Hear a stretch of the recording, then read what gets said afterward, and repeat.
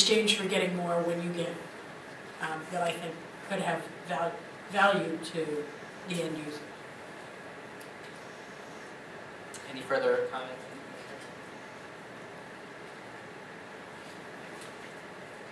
Is there a motion to pass decision point 3 with the amendment that disclosure be required on election day as well?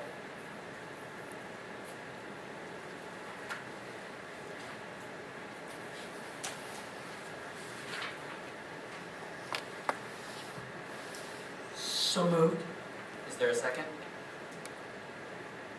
Second? All in favor? Aye. Aye. Aye. All opposed? Motion passes 4-1.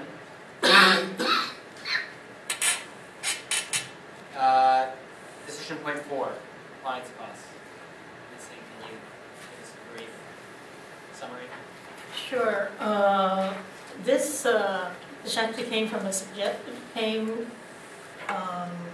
with a suggestion by Supervisor Wiener that we think about excluding certain compliance costs when we consider raising the individual expenditure ceiling or when we consider lifting the voluntary expenditure ceiling.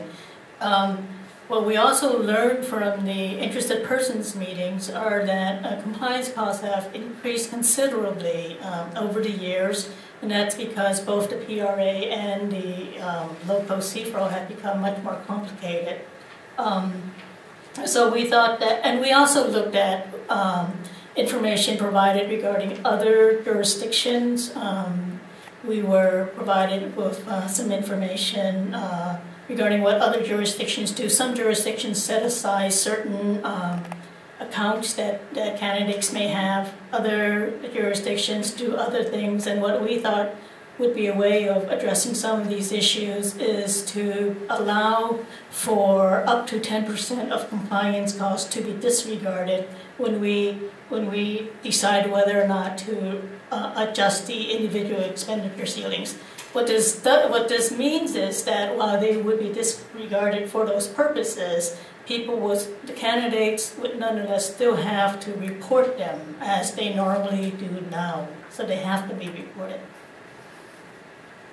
Thank you. Public comment?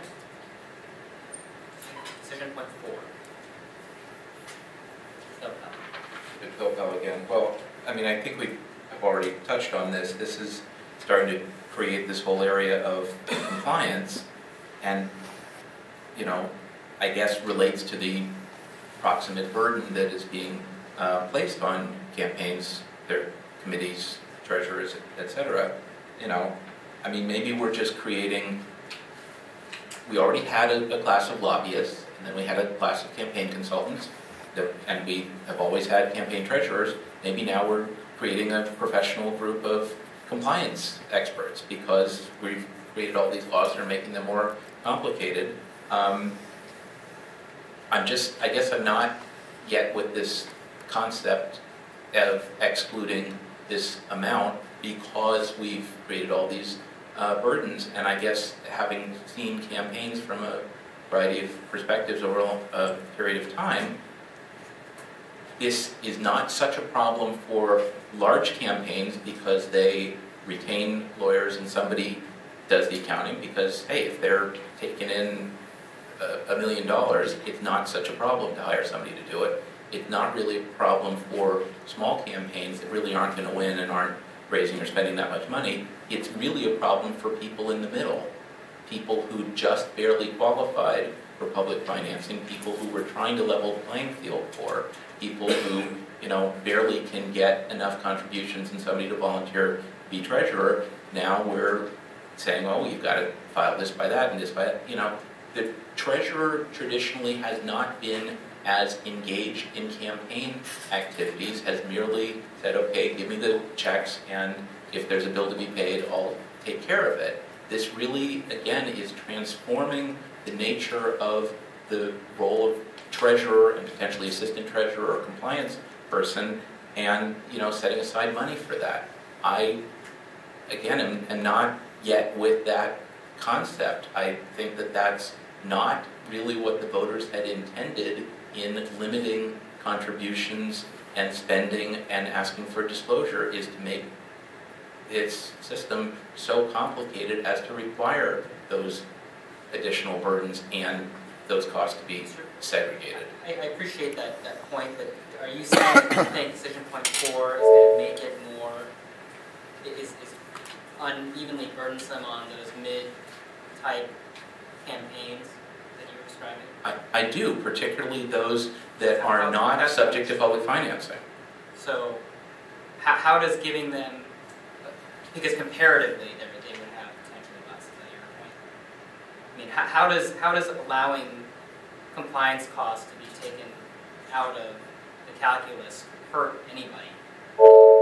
It allows more money to flow into the system if you don't include it in that way. And if one of the goals is to limit the amount of money so that we're not raising or spending any more than necessary and trying to be more grassrootsy and all of that, then having $24,300 set aside or up to that amount so you can raise more than that and spend more than that. Okay, I get it. And I'm also not sure that this includes a provision for school board and college board. Does it? I don't think so. Okay. Although those are local contests with... Does it? Okay, well... Maybe 3 lines, 3 to 5. Okay, the summary on page 10 did not so indicate. I'm sorry. Oh, right. Thank you. Just the summary on page 10 did not so indicate. Okay, the point is still taken. Thanks. Any further public comment on decision point 4? Commissioners, any comments?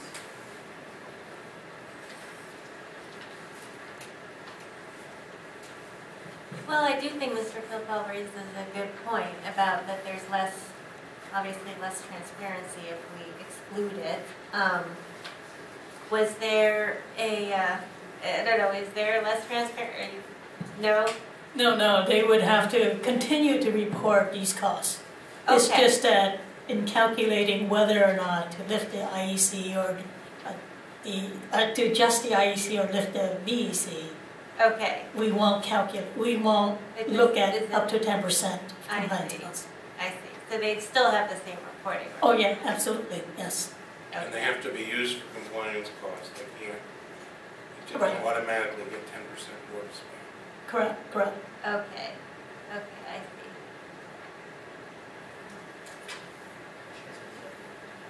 I feel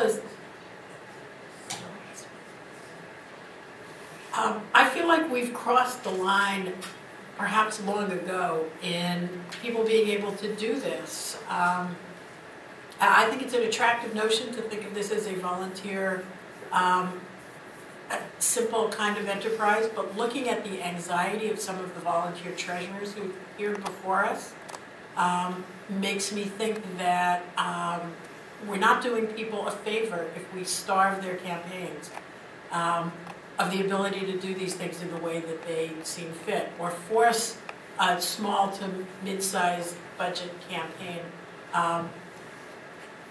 to do this. My biggest question is whether a flat 10% is a reasonable way to do it. I'm thinking back to a time that I had some responsibility for a political action committee that only had $5,000. And the amount that we had to spend, there are so many things that you have to do regardless of your size, that this would be a substantial amount for a larger one, but the 10% would, inefficient as it is, barely have met what we had to do to sustain our little, largely symbolic political action committee, or would frighten us away from doing it again, given the complexities. So it may be too late in the day to consider an alternative of some kind of sliding scale, because that's might be too hard to think about at this point. But I'm very much in favor. I want to let campaigns have the incentive to do this in a careful, thorough way. I think it makes for a cleaner system. The voters have asked people to do something very complicated for a very good reason, for a very good cause, but this it speaks for itself about what we're trying to go through, and these incredibly bright people having to figure out the answers to questions that treasurers and committees must be trying to figure out all the time, on the fly, while trying to convey their policies to the public. So I support the idea of recognizing that compliance costs are significant and not forcing, and I think it makes sense. I would just ask whether we considered the idea of a sliding scale, and maybe that's a question for another day or after this is implemented and we see, whether this seems to be working and effective. But just to be quite honest, I think that we've done a lot to make this hard for the amateurs and the volunteers and well-intended novices to handle this. Somebody spoke earlier about the difficulty of recruiting treasurers, and I feel like this might go in the direction of helping that be possible. The other way.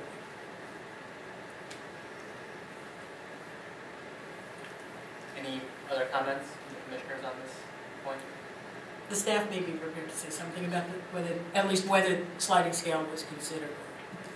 Actually, in researching this, we did a random sampling of committees that were active in 2009 to 2011 and found that expenditures that appear to be related to compliance generally ran from between 6 and 13%. And for publicly financed candidates, that amount was close to 10%. We also interviewed some treasurers, and they advised us 10% was probably the proper amount to go with, at least for this time. And that included a small to mid-sized Yes. campaign? Yes. Okay, and that's very helpful. Yeah, I mean, the staff, it also looks like, I agree with you, Commissioner Sutton, it also looks like that number might be underreported. It didn't include legal expense, which probably includes insurance expenses. Yes. Please. Yeah, it's to see you. Anita Mayo, Pillsbury Winthrop, Shaw Pittman.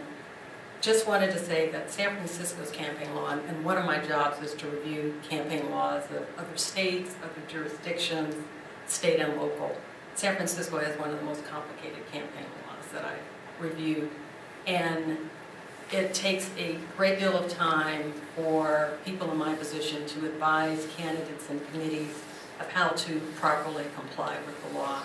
And so people are actually penalized by having to use their campaign funds to pay lawyers and to pay accountants to make certain that they are complying with the law. And so if you can not penalize, one of the ways of not penalizing them is not to count against the payments that they have to make to attorneys and treasurers and accountants, the cost for trying to comply with the law. So I think the staff is definitely moving in the right direction by trying to set aside a certain percent. I would say more than 10% because we get pushback all the time from clients. It takes quite a bit of time to try to figure out are they in fact complying with the law, and the fees are pretty high. So 10% might not go a long way with some of my clients, but at least it's a move in the right direction.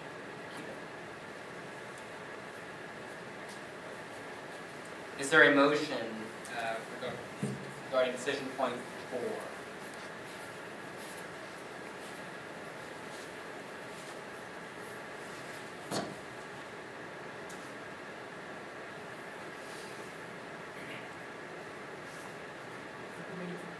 Yes.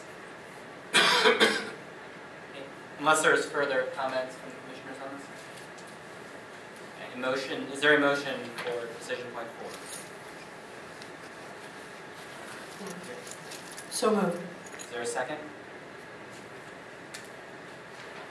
I second. All in favor? Aye. Aye. All opposed? No. I think that passed 4-1. Decision point 5. I think The only thing about 8.5 is that it would put the campaign finance limit of $500 contribution limit and peg it to the consumer price index. Right, I mean, decision point 5A would do that. Let me just clarify, since I wrote this memo, since I drafted the memo, I discovered that there really is not a California CPI for the month of January. So I would suggest changing that to February in the, this would be on page 9. Page 9, line 16, changing January 1 to February 2012.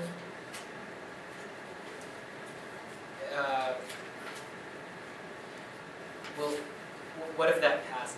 What if that date passes before this passes? There'll still be a CPI, Okay, it's just pegged to the. Yeah. whatever that is. So, and I just want to add on this one, so the consumer price index is a few percentage points each year.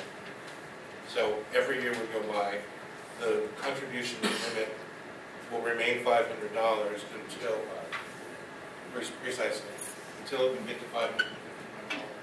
In that year, which would be X number of years in the future, we'll go to 600. And then after several more years, eventually it'll be 700. So it's not going to, it's never going to be $513.40. But that would be so San Francisco. Public comment on this item. Do you want to walk through the other parts of 5 that you're taking comment on? Or do you want to take comment on each of the subpoints? You know, let's take comment on each of them separately. All right. So David Pilpel again. The parallel that exists to this is over at the Municipal Transportation Agency, where they have an indexing formula for adjusting transit fares, provided that the MTA board actually takes the final action on making the adjustment. They did not delegate to staff the ability to make that adjustment. So in parallel here, I would suggest that the commission or the staff annually report the adjustment calculations, but that the commission itself needs to take the action to make the adjustment, not that it would occur automatically.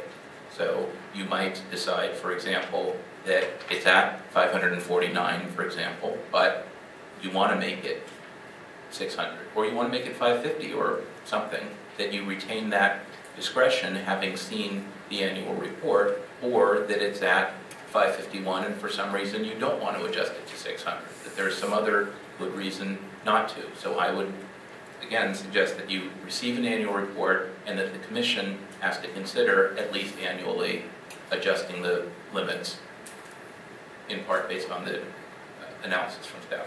That's as to 5A. Thank you. Thank you.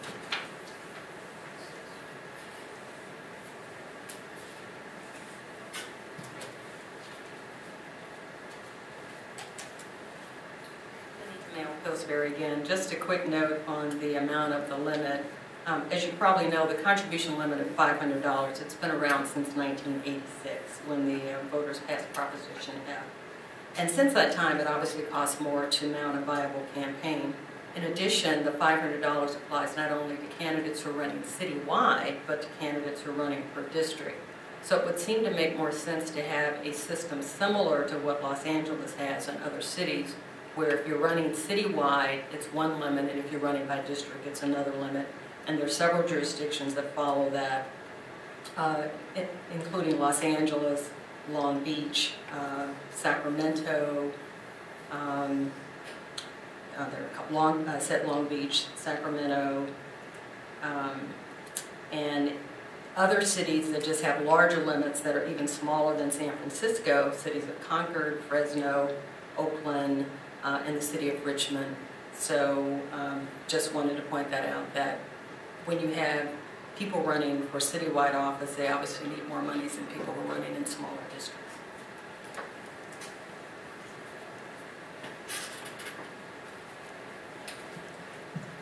Hello, Commissioners. Larry Bush. When we first drafted the legislation to create the Ethics Commission, one of the things that we did put in there was an escalator clause on contributions.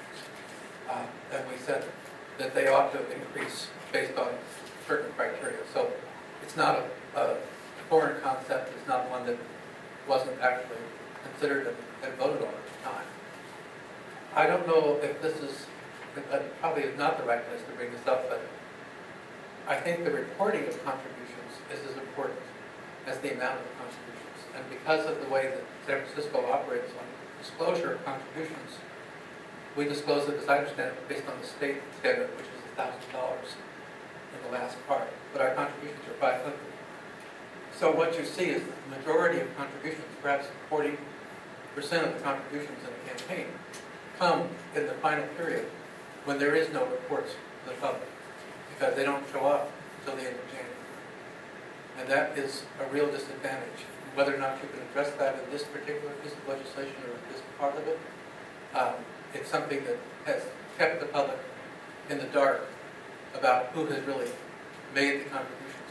And for that very reason, many campaigns ask contributors who might otherwise be suspect to hold off until the end, so you don't see contributions coming from all the executives of a tobacco company or such. I think it needs to be addressed, if not now, very soon, before the next election.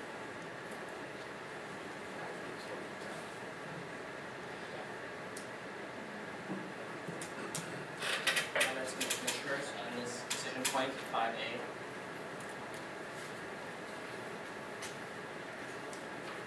With respect to Mr. Bush's point, is that, so currently under the law, if it's a contribution under $1,000 should not get reported. I'm not exactly what that makes. I'm not sure what Mr. Bush was talking about, but I think he's referring to the 16-day period immediately preceding the election. During that period, there is additional disclosure required under state law if a committee receives a contribution totaling $1,000 or more from a single contributor.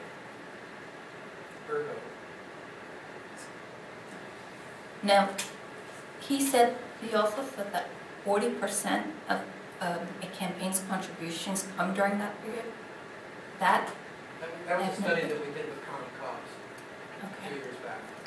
We actually calculated all of them. Okay, I don't know whether how that's going to play out in this election, because several candidates have already reported receiving over $1 million. Okay, is there a motion with respect to decision point 5A? We haven't had discussions. Right. I found Sorry. Mr. Yes. Pil- I missed it. I found Mr. Pilpel's suggestion that it come before us, that we seek a report on this, but take the action at the point that we would increase. It's kind of appealing, and I wonder what is that. So that if we didn't like it, we wouldn't have to go back and amend the provision. Well, this is a policy call for you guys to make. I guess. Do we want it to be automatic? Well, if you don't want it to be automatic, I took the liberty of drafting an additional sentence. So that, notwithstanding the provisions of this section, contribution limit shall not be increased until ratified by an affirmative vote of the majority of the commission members. You know, I guess my concern with that is that then it just starts to sound arbitrary whether we do it or not, and it seems like if we're comfortable with pegging it to the CPI, I think we should do that. I mean that's consistent with how we do the IEC. It just seems to me rational to leave it as automatic. You know, if we find that it's a problem, we could always amend CFRO again if necessary. But I think providing that sort of predictability is important.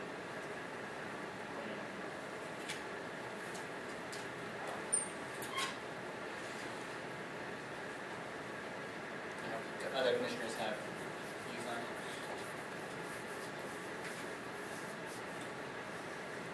Mr. St. Croix, is,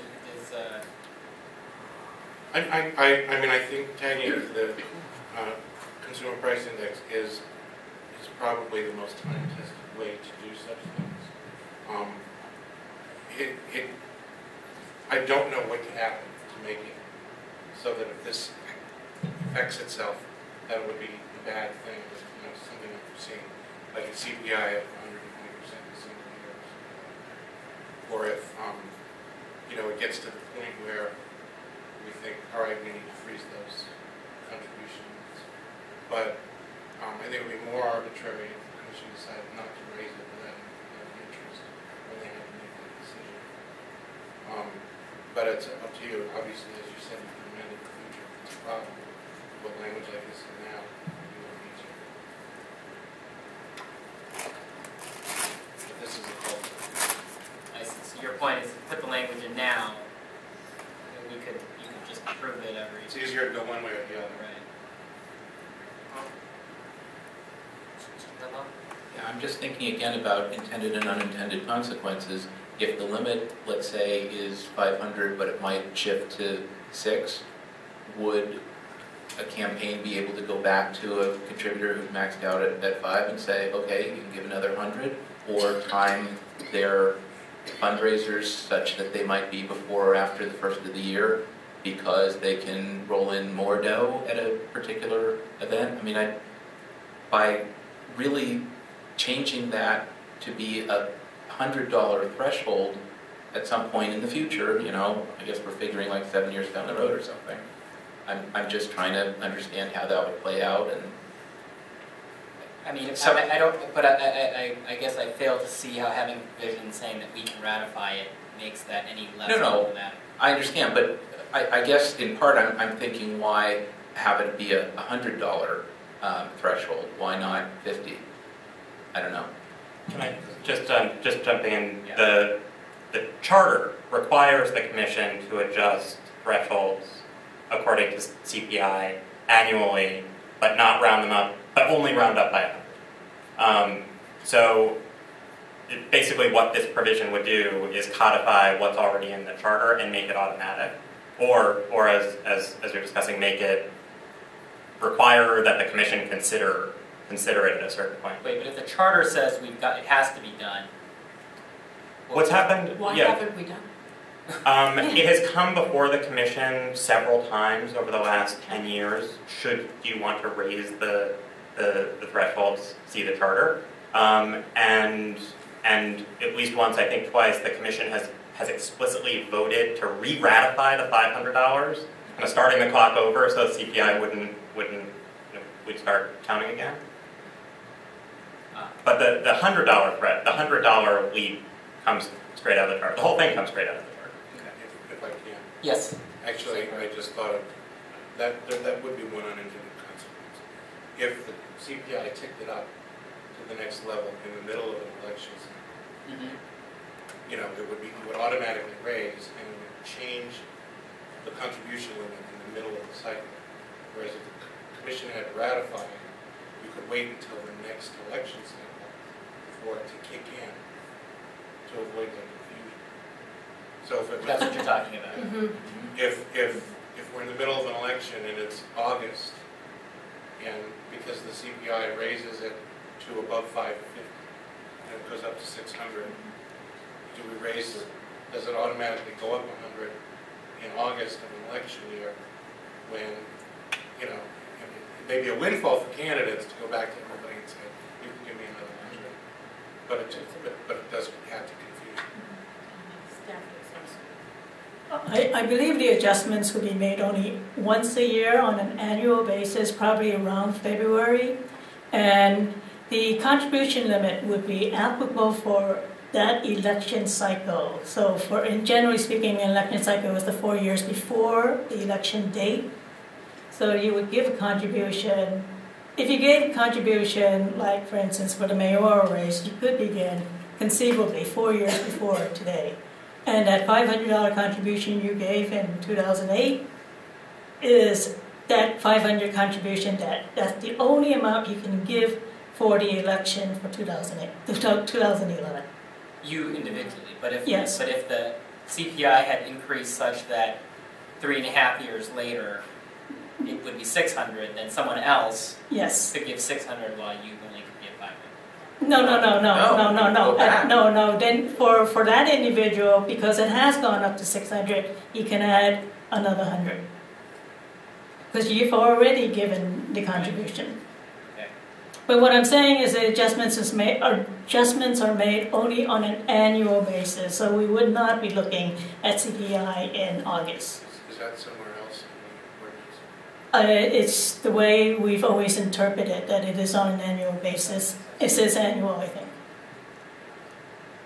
On line 17 of page 9.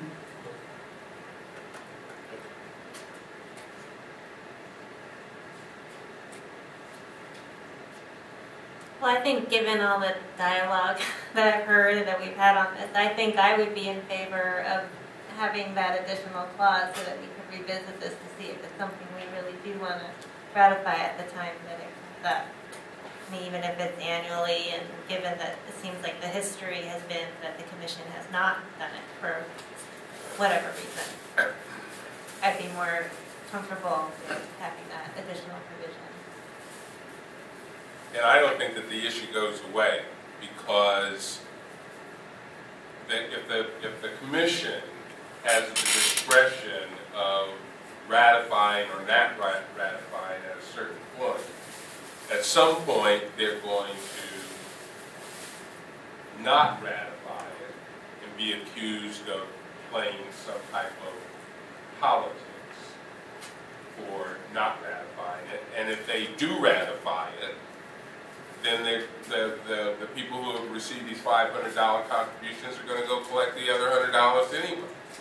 So I'm not sure that we can fix it at all. I mean, you can't avoid what Mr. Coppell seems to be concerned about. Meaning that if you didn't, even if you had a clause saying the Ethics Commission could ratify, you could still, you'd still face the same. Because they might not,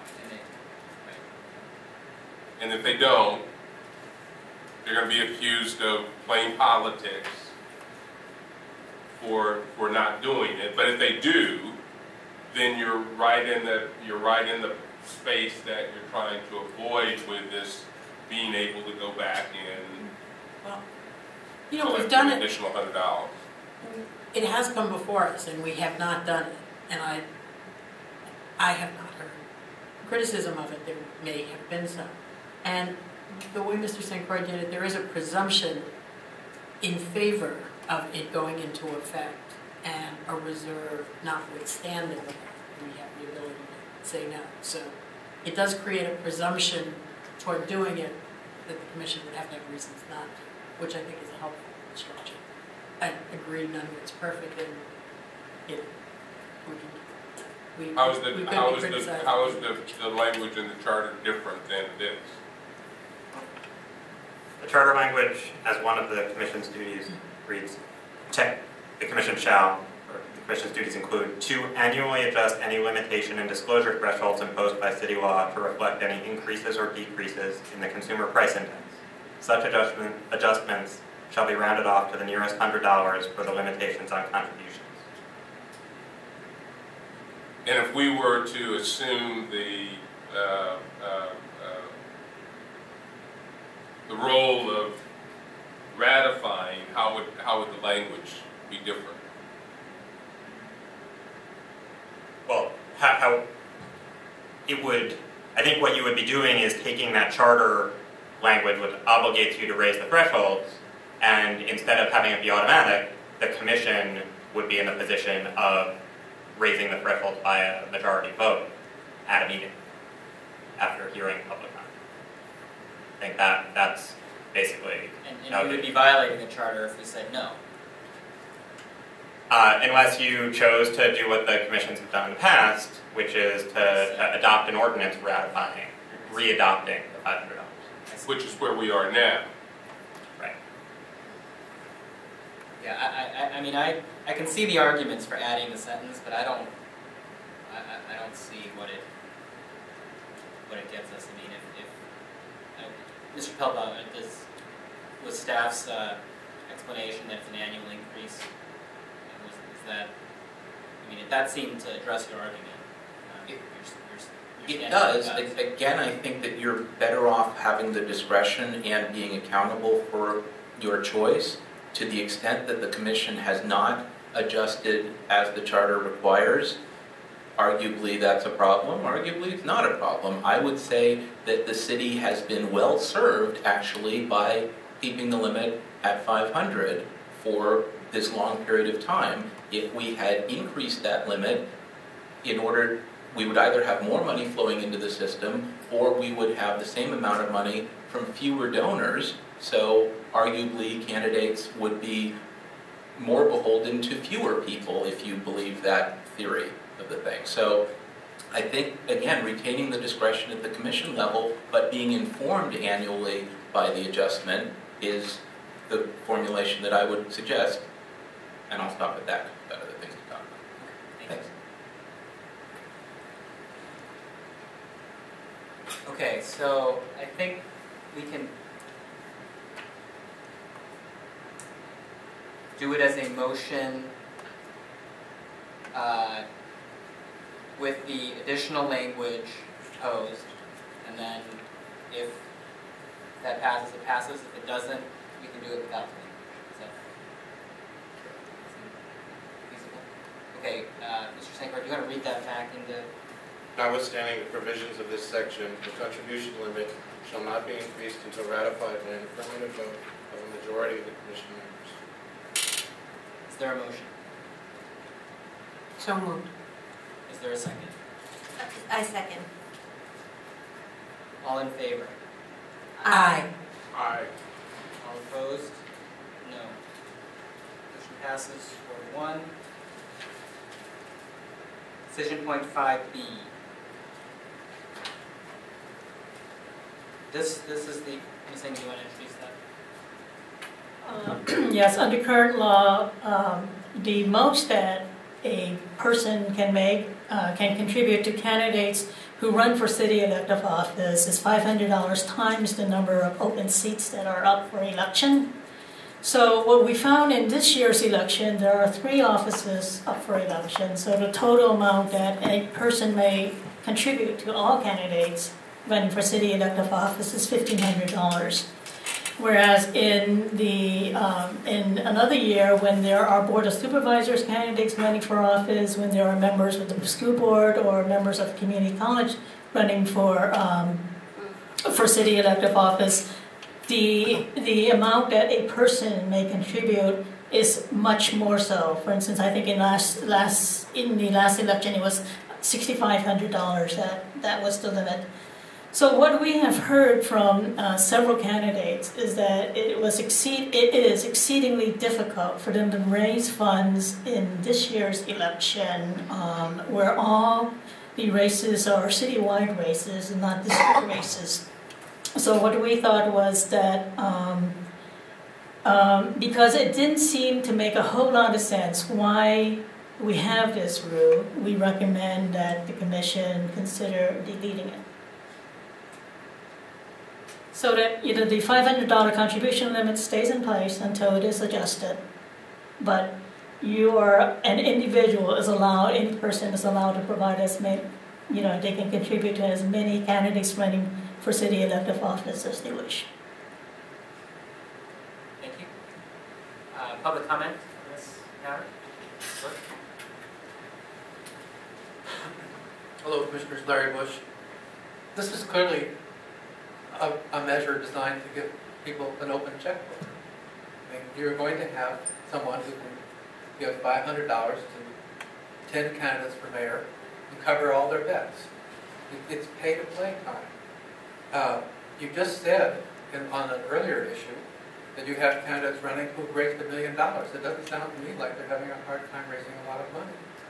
But now you're saying they're having a hard time raising money, so we ought to let people write more checks. And it's the same person. It's not that it's going to expand the pool of donors. It's going to take the same donors and just let them give more times in more cases. I don't think you have a good public policy that gets served by this. There's one group that gets served by this, and that's people who could write a lot of checks. I look forward to doing that. Bill, no. David Bilpel. I actually disagree with Mr. Bush on this one, and I'm strongly in support of staff and their recommendation. This, in my mind, is actually, I'm not sure the technical term, one of the goofier provisions in the law that relates the amount of contributions to the number of offices at issue rather than anything else. I think if someone wants to contribute 500 to each candidate running for mayor or running for any particular office, let them. And I think there is actually, all due respect to Larry, a good public policy basis for doing so, that would encourage more contributions to candidate-controlled committees rather than independent expenditure committees. Because right now, as we know, there's no limit on the contribution to IECs, which then do their own thing, and we have all kinds of issues regulating. So to the extent that you can say, if you really care about this election, decide who you want to contribute to, give them up to the max if you've got that available, you've got the checks in the check, and be done with it. That seems like a better approach looking at the overall system, so I think there is a good public policy basis for doing so, and I strongly encourage you to adopt this particular provision. Thank you.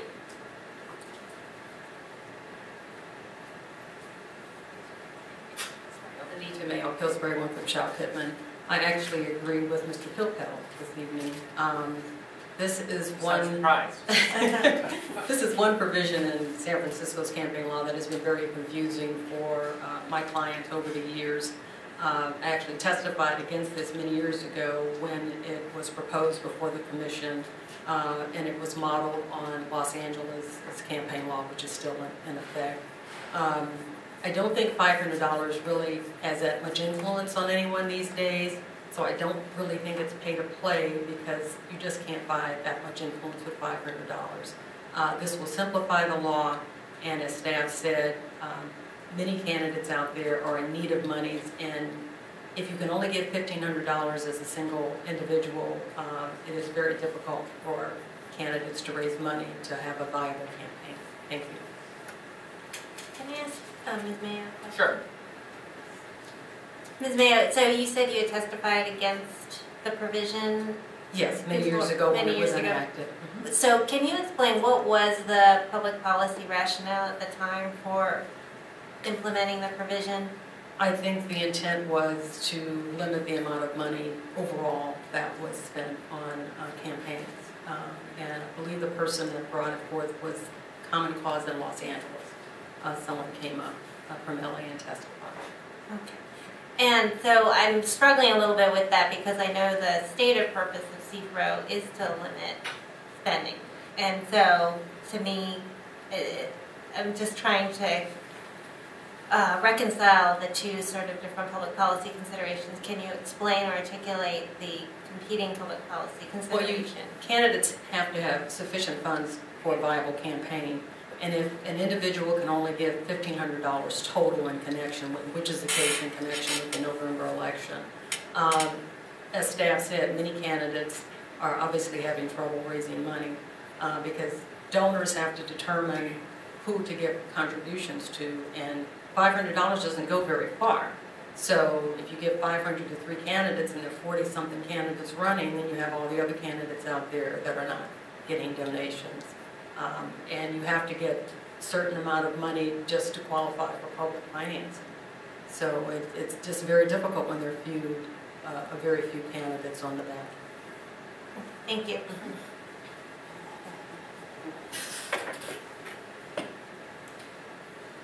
I'm coming back, I'm sorry. Larry Bush. I'm having a hard time understanding why this is a problem for people of means. If they feel like they want to give more money, there is obviously the option of an independent expenditure campaign, of which there are many underway, and you can participate in a variety of ways. They can even fund something on their own. Under our ban on contractor contributions, the pay-to-play provisions, There is no ban that says that you cannot bundle money from other people. A city contractor can go out and solicit money from all the people they want and then hand it over to a campaign, and it's entirely legal under our law. They can serve on the finance committee for a candidate and go out and hold fundraisers. It's all legal. They just can't write a $500 check. So where is the problem here?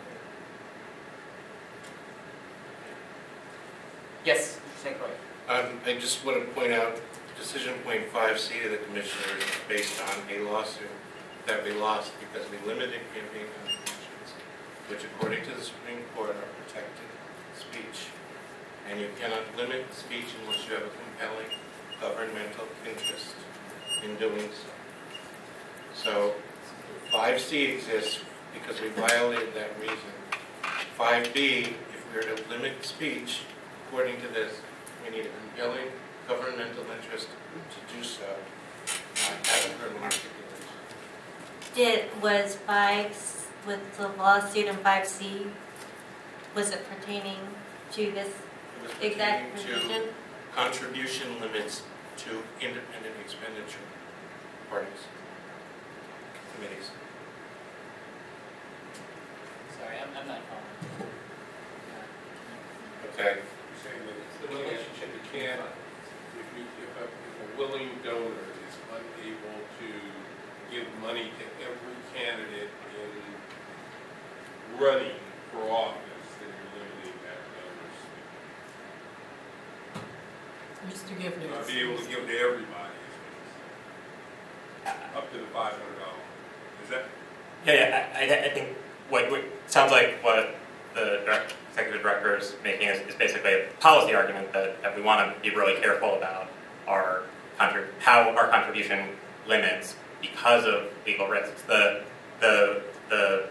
lawsuit that's addressed in 5C involved really different legal issues because it involved a limit on contributions to third parties making independent expenditures as opposed to limits on contributions to candidates. And courts apply a lower level of scrutiny to limits on contributions to candidates than they do to limits on contributions to third parties. But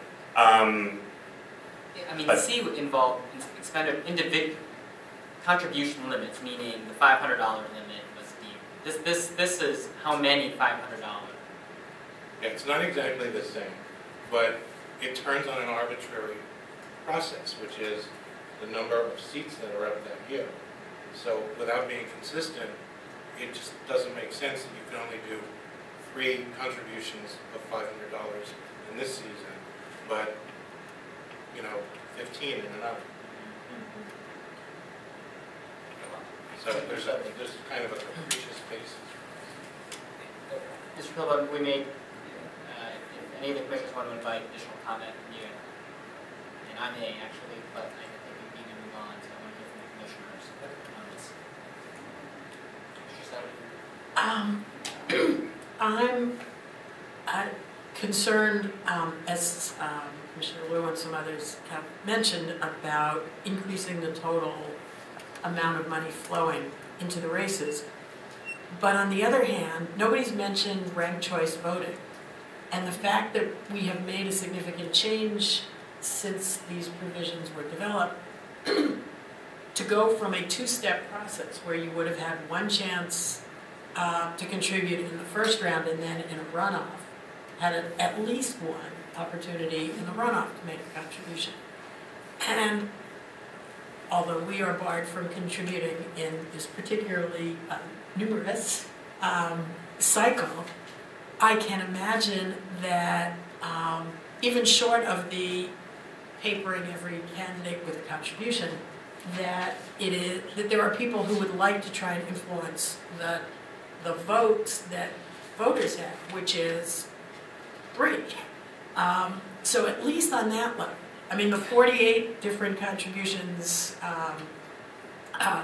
it kind of scares me because I don't like the water level rising and tons more money, because the more money anybody has, the more money they all spend, and the more money the smaller ones feel they need to have to stay competitive. So Seafro set out to try and keep this within reasonable bounds. And just as some things get more expensive, electronics and new ways of communicating actually drive down the cash, or shift at least the cost, and I think hold some of the costs in check. But the notion of ranked choice voting leaves me thinking that one per race is not consistent with the way voters and donors are thinking about the need to shape public understanding of what candidates stand for and who people will choose. So I find this a really hard one, but I think, subject to hearing the rest of the conversation, that I'm inclined to eliminate this limit. That doesn't mean that someday we won't want some kind of limit, but if I have to choose between this one and none, I'm inclined toward that. Well, that's a really good point about the ranked choice voting. I mean, I think when this was adopted, it seemed the reasoning was, the assumption was you could only make one, you could only give, to one for office. So that's a really good point. Thank you. I am also very concerned about the arbitrariness of it. I mean, in an election where you had, for example, these 13 different seats, I mean, you can contribute to every single candidate in one election. It wasn't like it limits you to one per election, right? So that certainly does concern me. Mr. Pilko? Yeah, I just wanted to support the point that Mr. St. Croix made, that, for example, last year in 2010, when you had multiple offices for Board of Supervisors, what were there, like 8? Some large number, 13, some large number, but individuals could contribute not just to all of those different offices, but could concentrate on one district and contribute to whatever that number was, 8 or 13 candidates all running for District 10 or for some other district if they so chose. So the whole thing is just arbitrary and weird. I do think that we should bear in mind that if you adopt this, that, in my opinion, will make it easier for some candidates and campaigns to raise funds more quickly from sources that otherwise were not available to them because of the restriction. So if you take that provision and apply it to some of these other questions about whether we should raise limits or thresholds or all of that, this makes getting money and qualifying for funds easier in some ways. And I recognize that. I'm okay with that. But I think, again, because there are these different moving pieces of public policy here, we should bear that in mind. Thanks.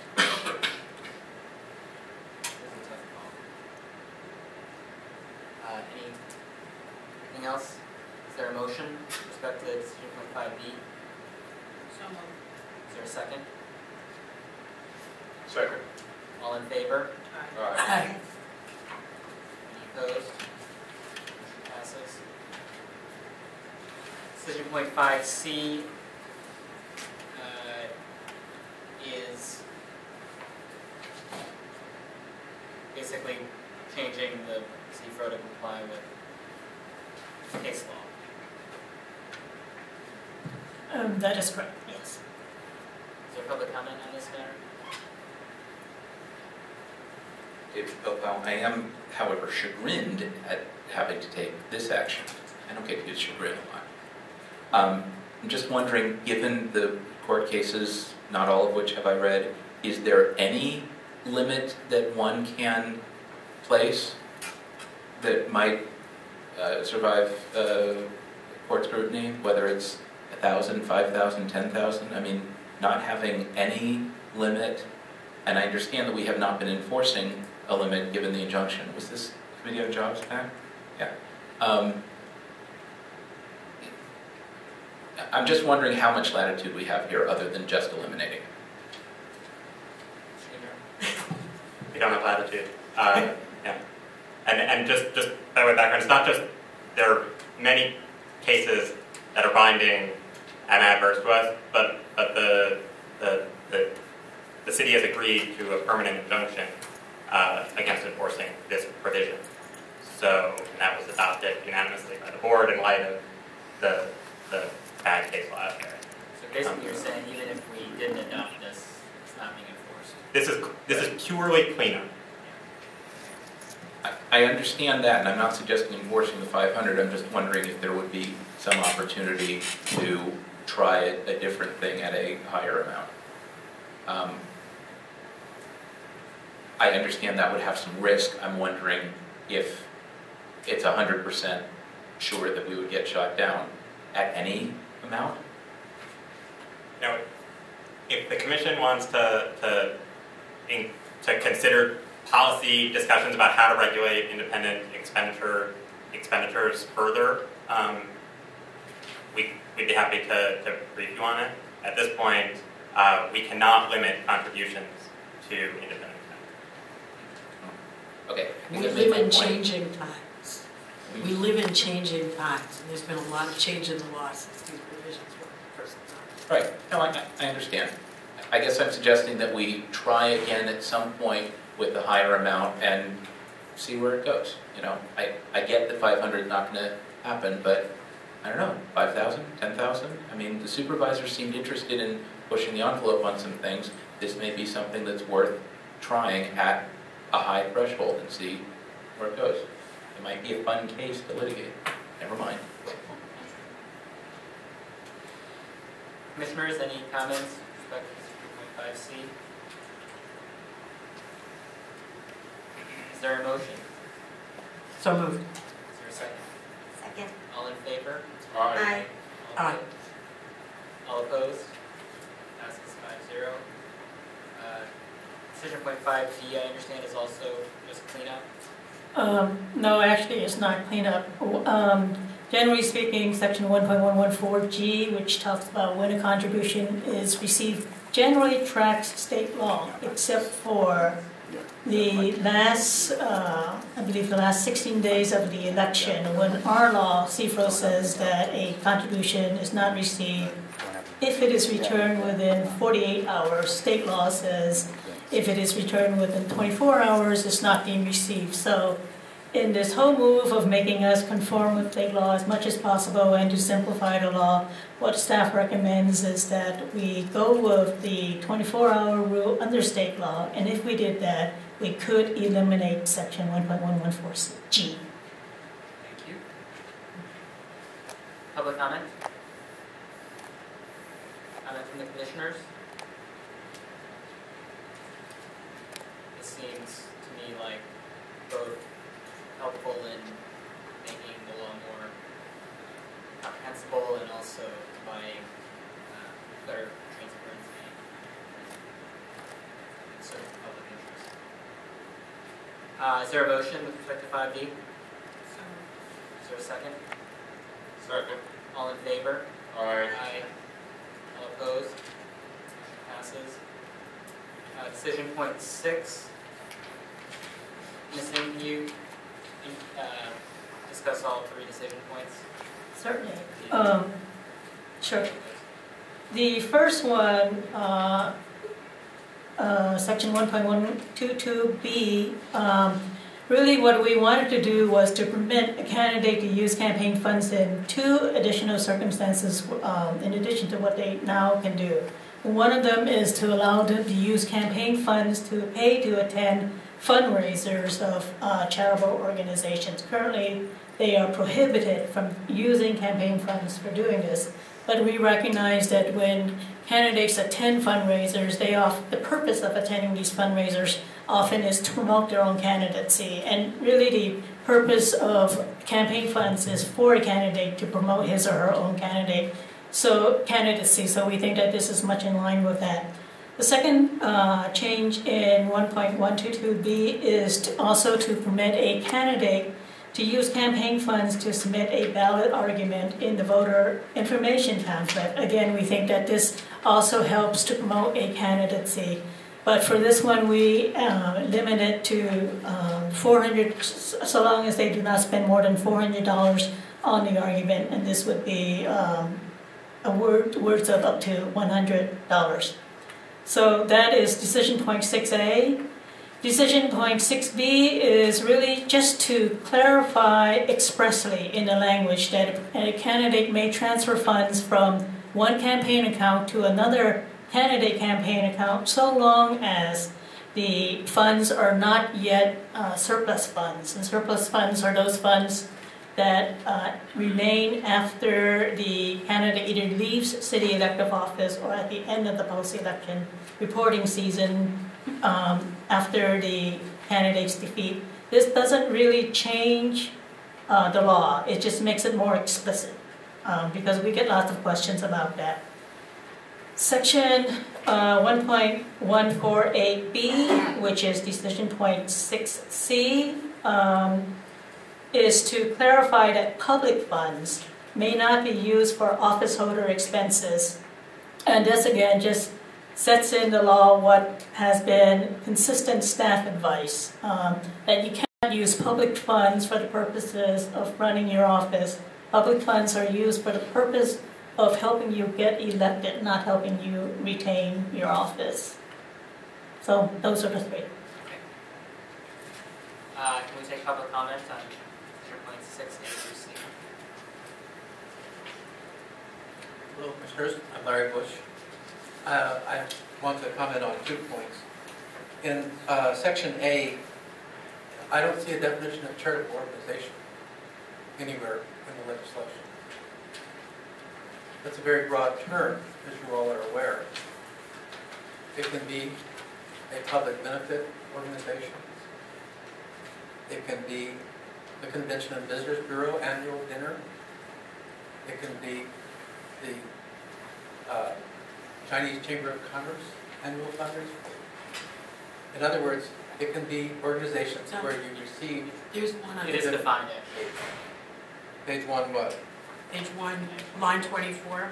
Charitable organization shall mean an entity exempt from taxation pursuant to Title 26, Section 501. So it is all of the subsections of 501. And that includes everyone that I just named.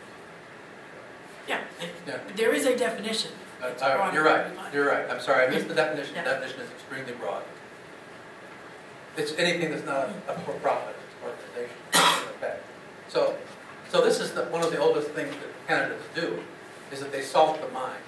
They go out and give money to an organization that is going to be supportive of them, and they do it with checks of $1,000 and $2,000. In this current election cycle, we've seen a state senator running for mayor who has given quite a bit of money to nonprofits. We certainly saw it with Willie Brown when he was a legislator, and we saw it with my boss when I was an aide to the man who became mayor of San Francisco. It's very common. So there's no cap on this. Not only can you give it to any charitable organization, but there's no cap on how much money you should do. And I think that a cap is needed on this. Secondly, allowing candidates to spend money on a ballot argument means that you have a way of providing support for another candidate, which you're not able to do with your money.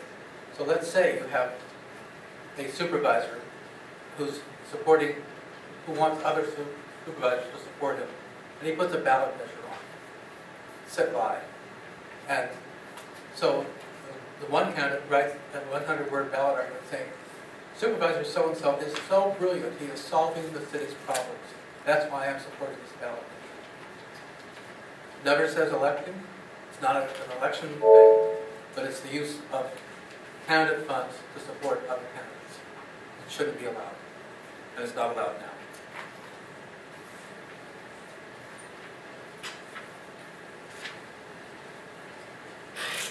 David Popel, again, a complicated area, and I agree in part with some of Mr. Bush's comments. I think, and it's hard to follow some of this, on page 13 of the law, I think I like 2A, the subsidiary ranking. I have different views on 2B, but on balance, I think that's okay, because in the event that funds become surplus at the end, they can be contributed to a charitable organization, which is otherwise defined. So if instead they contribute so that a candidate can attend a fundraiser function, it seems like not the greatest use of limited campaign funds, but to make it permissible, I think is fine. I do have a problem with 2C. I I don't think submitting a ballot argument, and I presume that that's for any ballot measure, not the candidate's statement related to their candidacy, but it's for a ballot measure. I don't think that's an appropriate use of campaign contributions that are candidate controlled. If someone contributes money to a candidate and says, I want to support Joe Blow for supervisor or Jane Doe for mayor, I kind of expect that money is going to be used to promote their candidacy for that office. If I wanted to contribute money to support yes on C or no on H, even if somebody else is writing the argument, I would give that money to no on C or yes on whatever. I don't think that this furthers the primary purpose of a candidate to be elected to that office. And I'm not sure how this reconciles with state law about campaign trust accounts and primary purpose and all of that. It seems like it's actually different from state law and going in a different direction. So that's that section. There's something else in here. Oh, this withdrawal from candidacy, although you're not proposing a change here on page 13 of the law, I think this addresses a comment that Steve Hill made earlier. When a candidate withdraws, they should have an opportunity to sort of withdraw from the contest at no real penalty. Right now, there's a disincentive for someone who's receiving public funds to withdraw from the race. They have to pay back all of the public funds. If there's a way for them to pay back the pro rata share that came from public funds or some other basis, that might be a place where you could structure that. And I think there was something else. And finally, I'm sorry, on page 14, this thing about transfers. Again, if the primary purpose of a contribution is to advance that individual's candidacy for that office, then it should be only used for that purpose. If they want to go back to that donor later on and say, you know, I'm now running for a different office, please help me there instead, they should have that option. But I don't think that that a candidate should be able to transfer money around from one account to another when they decide to go office shopping. So you agree with staff on that? No, well, I agree to the extent of clarifying, but I don't think I agree to the underlying presumption that a candidate can transfer funds. That apparently has been the practice. If you're running for mayor, you use that money to run for mayor. If you're running for state senate or whatever, right? That's a different thing. This is what state candidates and officials do, and it's a bad idea there too. I think I've made my point. I'm getting tired. Thank you. So, No, go ahead. Go ahead. so over the years, smaller candidates have asked us whether they could let the public know which issues they support or don't support through ballot measures in the voter information pamphlet, because the voter information pamphlet reaches a large number of voters at very little cost to these smaller candidates. And based on this informal feedback or comments that we've gotten from candidates, we came up with this proposal, but yet put a limit on the amount that they could spend on a ballot argument. And with respect to the transfer provision, as I think someone said that, I think Mr. Capel said that it already exists. And when someone does transfer funds from one committee to another, they're required to attribute the funds to contributors using an accounting method, so that if $2,000 is transferred, and let's say the person uses LIFO, last in, first out, that person has to attribute that money to the contributors who make up that $2,000, and re-report those contributors on the campaign statements of the new committee. And that those contributors, if 500 is attributed to any particular contributor, that contributor is then precluded from giving any more in the future election.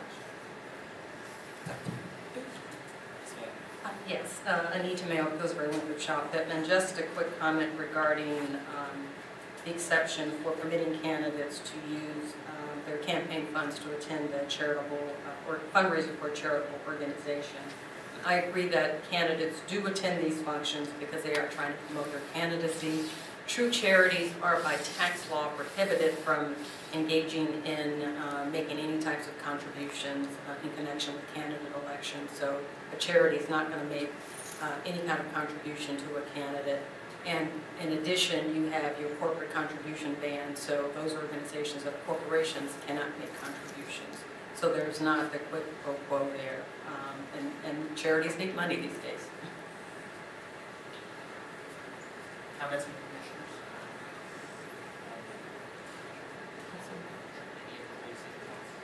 Oh, I just had a question about the, to staff about the fundraiser, paying for the attendance at a fundraiser. Was there consideration of a cap on that one as well? There was not a consideration of a cap. What the language is basic, is paying for the attendance of the candidate at a fundraiser for a charitable organization. It does not mean that the candidate can make an additional contribution, nor does it mean that if the candidate does not attend the fundraiser, the candidate can then use campaign funds to make a charitable donation. Making charitable donations is still barred. It is just to allow the candidate to pay his or her way into the fundraiser. Okay. I have a suggestion about that specific item. I think it's helpful. I have the same sort of question. I think it's helpful if it's defined or understood somehow that paying for attendance is the amount. I was thinking of possibly, kind of the lowest basic ticket to an event, and so that people couldn't sponsor, because you pay for your attendance if you buy a $5,000 table, but you've also paid for a lot more that the organization will report back to you was a contribution. There is it could get too complicated for the charities if all they could pay for is the attendance. My event costs $100, $77 of it is paying for the attendance. To make the charities have to deal with somebody going through that, where the candidates get to pay $77 and other people have to pay $100 for that dinner ticket, I think would be going too far. But I think if you defined or guided people to say that would be understood to be a basic a ticket for attendance and not a sponsorship or a contribution beyond that little zone of kind of rounding or modest change, that it might work. That would address my concerns for sure. So that would look like he would now be paying for a single ticket for attendance of the candidate at a fundraiser for a charitable organization. If you, that would be. Say that again. Paying for a single ticket for attendance of the candidate at a fundraiser for a charitable You would have to pay a single ticket at the minimal donation required for one individual. Well, or at the minimum payment, because you want to try and avoid the donation.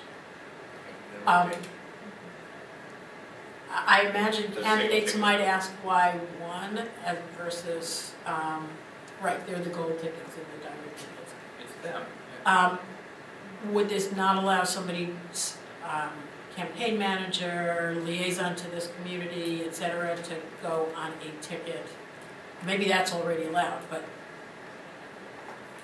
I think a natural next question, at least, would be, there are other people who help me reach these voters, and they come with me all the time, and they come to this event on campaign money. So, I find it somewhat distasteful that we would be sort of assuming that a candidate would go to a nonprofit fundraiser for the purpose of raising money. It just doesn't seem No, like. for the purpose of speaking to voters. If I might. Sure. So, as an example, and I don't know that they're a 501c whatever thing, but there's an entity that some of you may have heard of, the Irish Israeli Italian Society. They have an annual lunch. It was like 2 weeks ago. Candidates, people schmoozed. Willie Brown wrote about it in his column, right? A candidates go, it is not uncommon for them to spend money. I don't know whose money they're spending, but they're spending some money and they're schmoozing with people. Not necessarily about fundraising or even voter contact, it's about schmooze. So I don't have a huge problem with them, again, using some limited funds to go to this. Maybe the answer is that it's just, if we're going to do this, that it's just the candidate, anybody else has to pay or not go, and maybe use the, well, I'm saying, From the candidate. right, from the campaign money, and maybe you use the structure that you have in C, paying no more than $100 for the attendance of the candidate at a fundraiser for a charitable organization. So you just limit it to that. How could anybody be needing to spend more than $100 for a for the attendance at an event? That would seem excessive to me. 100 seems like, I think it's fine. yeah, is that?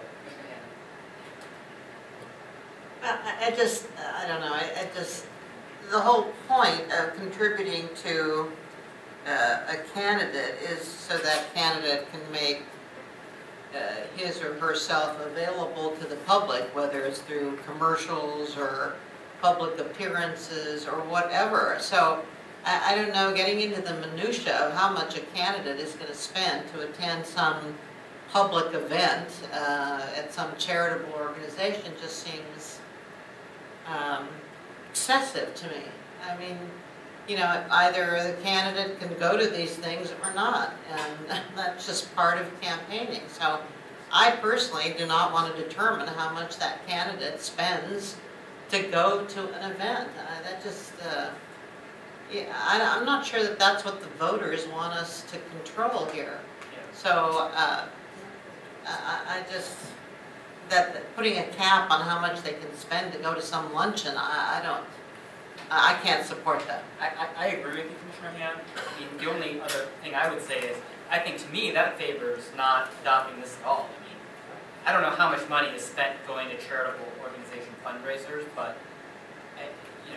I don't think that anybody can't go because their campaign has to pay for it. And I don't know why we would add this additional issue for us. And something that doesn't seem like it's that significant. For somebody. Ask Ms. Dudley, I will. Ms. Dudley how much her fundraiser costs. No, because I reveal it. It's $75, give or take a few dollars, is the fair market value that we have reported for our event at your nonprofit organization's location. So let's not get too crazy about this. But a lot of that was contribution. The question is what the cost of attendance is. But you know, I'm with Commissioner Ham. We don't tell people that what paper stock to use for their publication or how fancy or not to make their radio or TV ads. So it would seem odd to me to choose this one.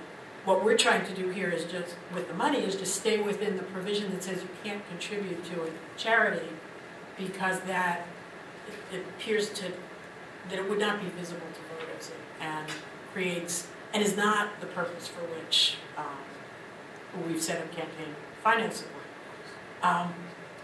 When a candidate could throw his or her own lunch and feed whoever they want, if it's a campaign purpose, can't they?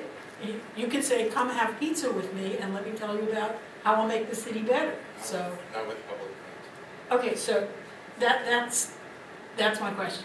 So they can use private. So you can print galore with public funds, but not provide food. Okay?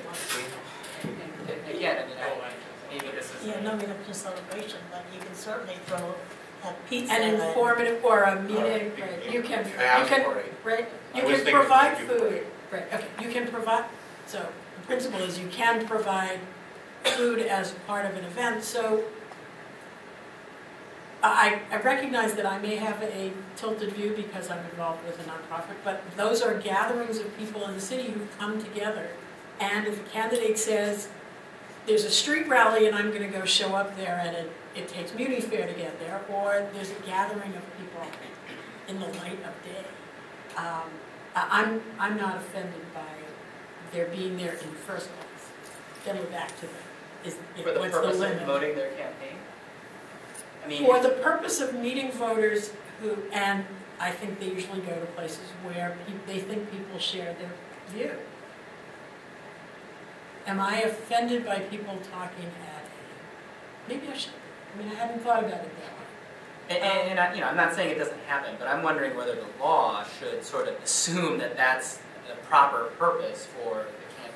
I mean, they should be. I would think they're there because they support the organization, not because their campaign is contributing. I don't go, right. The non, I mean, if you take it from the nonprofit side, the nonprofit is not monitoring the speech of people in the room. So I don't know whether people are solicited for, you name it, or, talking about housing policy once they have collected. So I don't think you jeopardize the nonprofits' independence of elections to sell tickets to whatever candidate wants to come. Would it make a difference if you thought that I got the podium at the event because I purchased a ticket?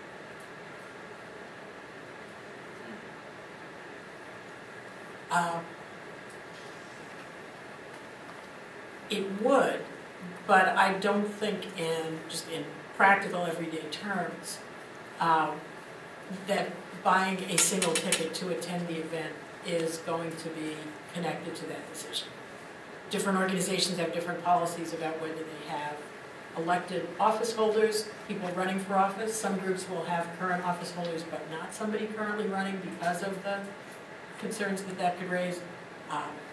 There are probably a variety of different behaviors. What if the ticket is a $500 ticket, and the charity, the nonprofit throwing the luncheon or the dinner, that's any candidate, that's all, how many candidates were there out there in District 10?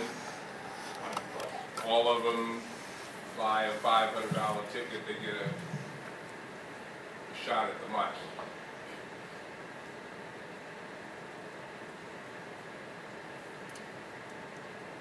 And what's the question for me or others about that? Well, I mean, it's a pretty nice way to make a few bucks. Throw a luncheon during a campaign, and we were just talking about the number of contributions, the number of candidates in a. So all of a sudden there are 20 people buying tickets for $100, $200. They all get a few minutes at the mic. Might happen in news campaigns. But you're really encouraging that industry. I'm just being their elected officials are frequently invited to these events without paying, for example, and that's acceptable because organizations like to have. So I could also see a scenario where a wealthy candidate could afford to pay their way if they were invited. The candidates who don't raise a lot of money, or certainly candidates who have no money of their own and are doing Right, exactly. Candidates who raise it, would not be some able money to go to but don't these have because they money. can't pay out. So I is think that that's what a really good prompted point. this? I was going to Not ask what necessarily, prompted it this. just occurs to me that, it will allow some candidates to go to a lot of these events, schmooze with people, hopefully impress them enough that they'll want to write a check later. I mean, sometimes people just see, Or volunteer. so-and-so is here and supports my cause, I want to support them. It's Well, I'm not sure, and this is the last thing I'm going to say about it, I'm not sure that the problem that you present is solved because the more expensive the ticket, the candidate who has less money can only go to certain things. He's not going to the But the smaller candidate, the smaller race has to make choices. That's, that's life. We've tried to give them the ability to make choices with it somewhat less constraint. Unless you even think, so Well, nobody Some can people, use the money. 9 people have stood in our way, 5 people. Stood in our way of level playing. So without this exception, without this provision, they otherwise cannot, as it stands now, they cannot use campaign funds to attend funds. Any comments on the second part of 6A, the $400 in the argument? I don't know what that.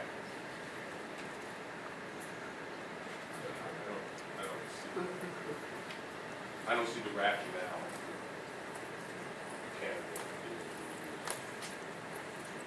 Campaigning funds received from their candidacy now being used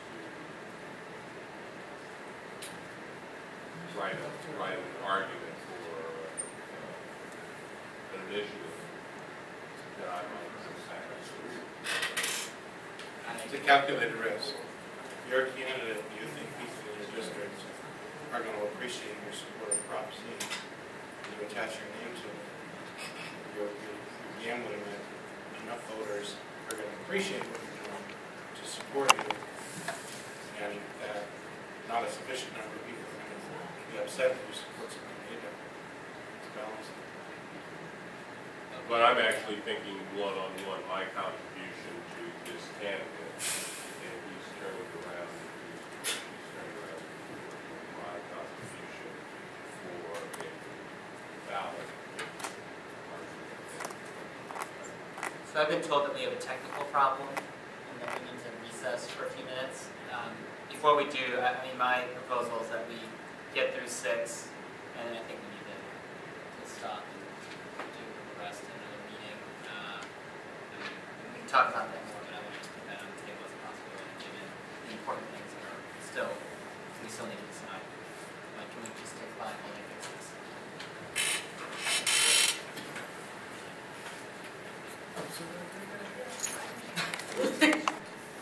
All right, we're back.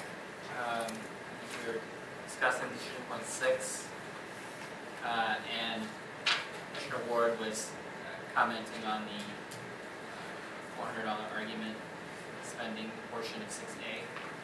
Commissioner Ward, was there anything else you wanted to add? I agree with Commissioner Ward here. I mean, I see the risk that Mr. St. Croix is pointing out, but I don't think this is necessary. Any further comments on 6A? So you would take that part out? I mean, I personally don't support either part. If there's a motion with respect to just the first part, we can make that, and then, or we can make it with both. We can make it with just one. Preliminarily, does Commissioner Sedley or Ann or Lou, do you have views with respect to the $400 argument portion?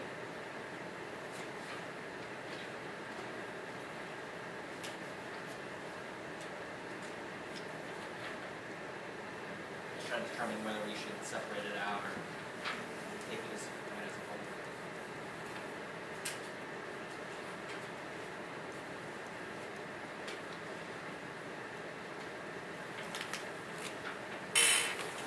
I mean, here's what we can do. We can break it into 6A1 and 6A2, perhaps. Decision point 6A1 being just with respect to the attendance at nonprofit fundraisers.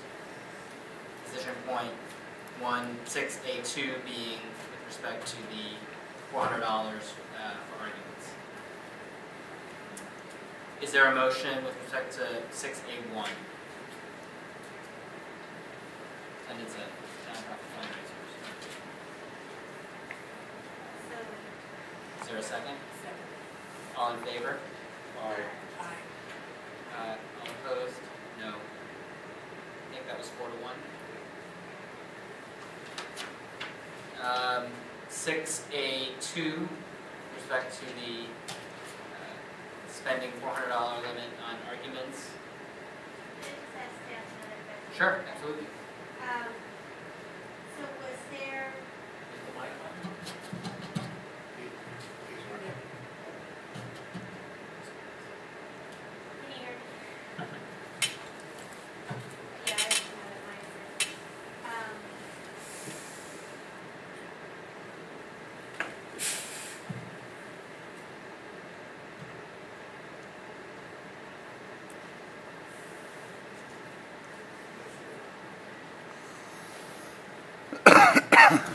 Is it a problem for the tape? Can we just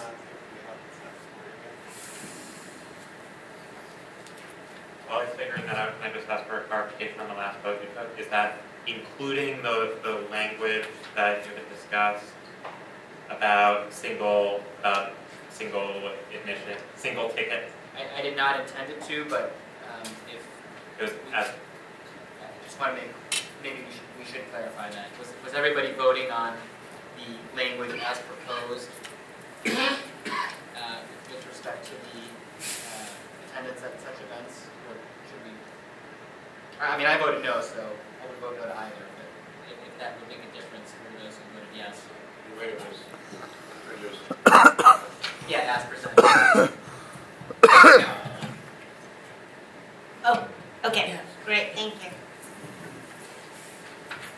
So on the issue of the ballot argument was the question that I had for Ms. Ng, or anyone on the staff, is whether there were comments. Was that prompted by comments from interested persons meetings, or how did that come about?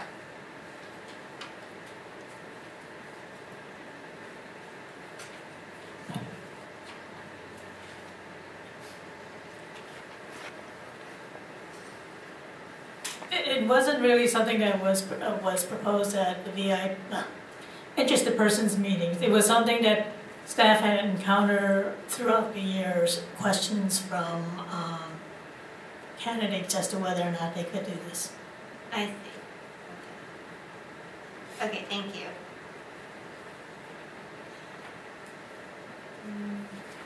And back to Mr. Gibner's point, the motion that passed was the language as proposed, just relating to the attendance. So basically line 9 on page 15. If any commissioner voted in favor of that, assuming it was something else, could you please speak now so that it would be voted?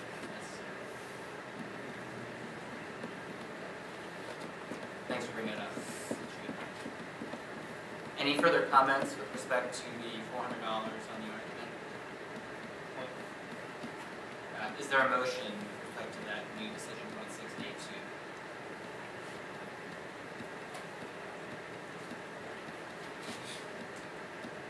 Okay, so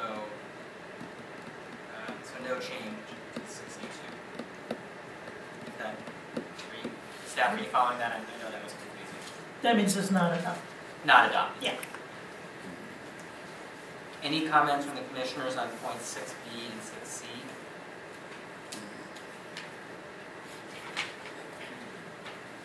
Is decision point 6B, which is the transfer of funds. Yes. But is this the one that you said was only clarifying language, not adopting language? Yes. Well, I'm with the speaker, I think it was Mr. Bilbao, who didn't like this underlying provision in the first place, but I don't like to change something that's been through a notice and comment and interested persons meeting and wasn't discussed. So if it's there and we leave it there, I would rather clarify than not, but especially now that Ms. Scheid has explained how it works, and could well support person A, and, on the merits, I could support person A, because that person's running for a job I think he or she is qualified for, or against people I would prefer them to be, and then moves to another race and runs against the person I respect the most in contemporary politics, and no, I really don't want my money to go there. And indeed, if I'm the last donor, I'm just suddenly announced to be supporting B, which might have been the furthest thing from my mind when I contributed to B. If that line of thinking is inappropriate now because we didn't mention this, then I will save it for another day. But I share the distress. But I do find it awkward provision.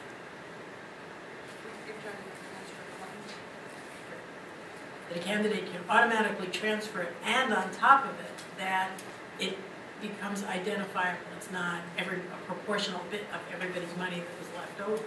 It could be you and me listed as the first donors to A, who we like for that job, running for B against somebody we had planned to. But this is, at this hour, I don't want to get us into something more. I just, in case we were deciding where we wanted to go in the future position. So what do you think makes sense under the circumstances? Yeah, I think under the circumstances we should sort of. I'm in favor of the change. Yeah, I'm perfectly happy to clarify it now and then someday return. I agree with your concern. Any additional comments on 6B or 6C? Is there a motion to approve 6B and 6C? So move. I'll second. All in favor? Aye. All opposed? Okay, 6B and 6C pass. So then Commissioner Sedley, were you proposing that we have a proposal on? I'm proposing that at some appropriate time we look at that, and I don't know whether in this whole package it makes sense to try and have it catch up. We may have some that come back to us.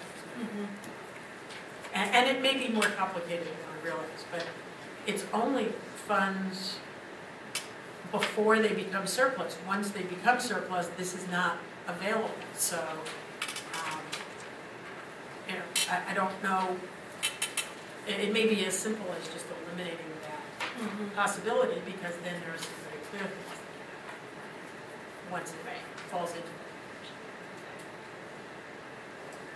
that. Okay, so I think we're sort of at our inflection point here. If we go through to decision point 7, it seems like we can make it through, but 7 seems like it may take a long time. Now, my one sort of general concern about 7 is it seems to be very dependent on what we end up doing with campaign finance law in general.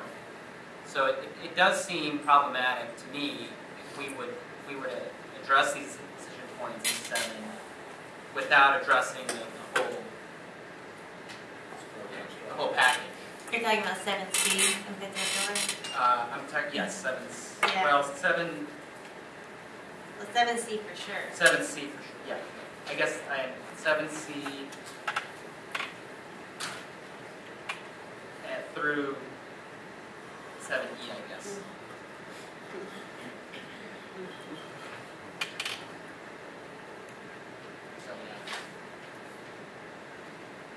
I think it's 7C and 7D. I think the other sections can be considered without considering those at this time. Okay, just for frame of reference, the staff and our office prepared this ordinance long before these discussions began. Yeah.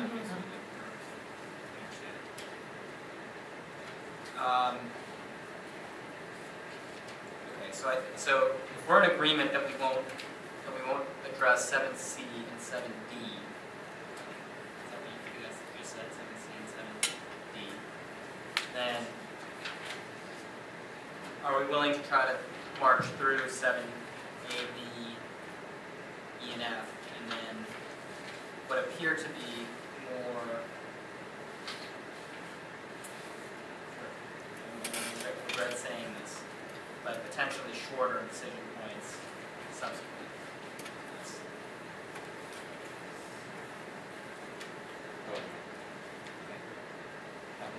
Okay. Okay.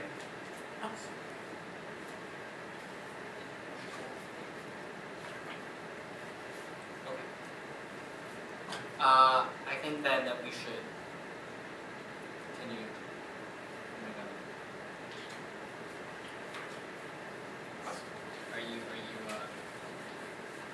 Well, I mean, staff, I guess tell us if you think that that's going to really throw a wrench in everything. Because I would be prepared to march on. You know, if you can consider 7A, that would be great, because 7A was a stumbling block for many candidates for public financing.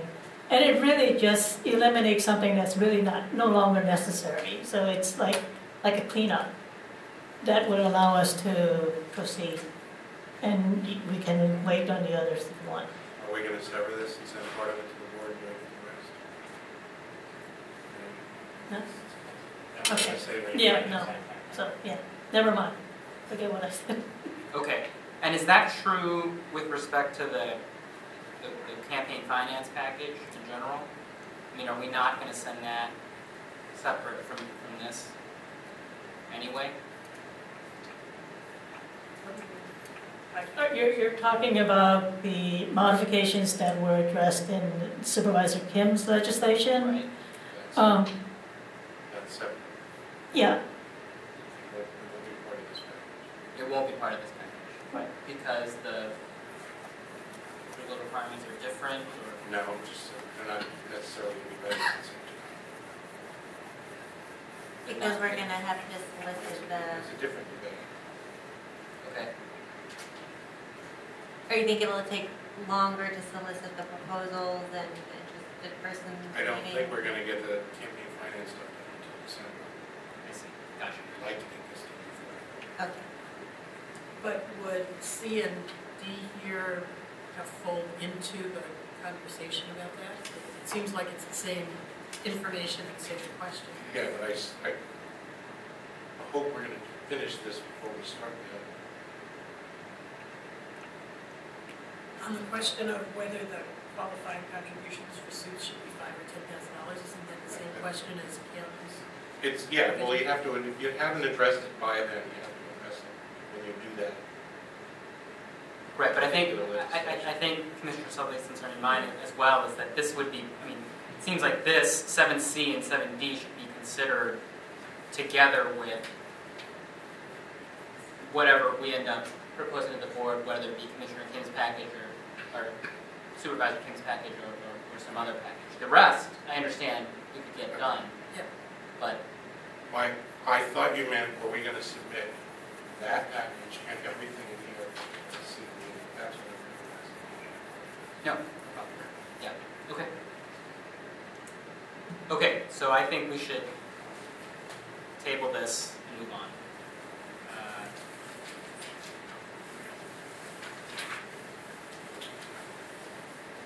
Okay, briefly, Philip? Briefly, again, on page 28 of the law, I think I found the better section on lines 10 through 13 on candidates withdrawing, and if you could ask staff to propose an approach to dealing with withdrawn candidates and not repaying the entire amount. I think that would be good to debate and discuss whether or not you decide to go that route, at least to have some proposal there. And similarly, at the next section on page 28, lines 14 through 20 on unexpended public funds, I think it would be worth clarifying there that if committees don't really have expended or unexpended public funds, they just have funds. I would say that if they have unexpended funds in excess of, there's some way to put it that it's the amount that includes some amount of public funds, but I don't know that there's a definition elsewhere of unexpended public funds. There is? It's what you're saying. Okay, it's defined elsewhere. It's the same. It's in, I believe it's in Okay, is certainly defined. okay. There may just be a more elegant way to do it than defining it in regs. Thank you, Mr. Campbell. Always looking for the elegance. Thank you. The next item on the agenda is consideration of amendments to the bylaws relating to appearing on television. Simply, starting in January, we're going to have televised meetings because of technical considerations. We have to move from our traditional home in room 408 to room 400 on a permanent basis, and from the second Monday of the month to the fourth, because our bylaws contradict what we need to be doing. We need to make a change in those. There's quick question. Given the technical problems tonight with the recording system, and our sense that we couldn't proceed if we couldn't record, if we, assuming this passes and we move to televising the meetings, if we should run into is this an obligation to do that, to televise, and would we not be able to meet if those systems weren't working, or would it be sufficient to meet our, I mean, obviously we are now meeting our obligation if we are able to record meetings, as we are now doing. Is televising the objective, the plus, the thing that we want to do, or is it an obligation without which we would have to come back on another evening, or wouldn't be able to, and make the public come back on another evening to do the work?